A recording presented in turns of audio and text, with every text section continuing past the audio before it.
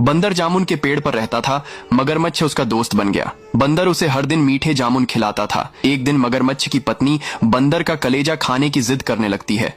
बेबस मगरमच्छ बंदर के पास जाता है और उसे खाना खाने के बहाने अपने घर ले जाता है। और मगरमच्छ रास्ते में बंदर को बताता है कि उसकी पत्नी उसका कलेजा खाना चाहती है। बंदर घबरा जाता है और चालाक बंदर मगरमच्छ से कहता है कि मैं अपना कलेजा तो पेड़ पर ही छोड़ आया, चलो वापस चलते हैं। मूर्ख मगरमच्छ बंदर को वापस ले आता है और बंदर तुरंत पेड़ पर चढ़ जाता है और बंदर की जान बच जाती है। फिर भी लाइक सब्सक्राइब नहीं किया।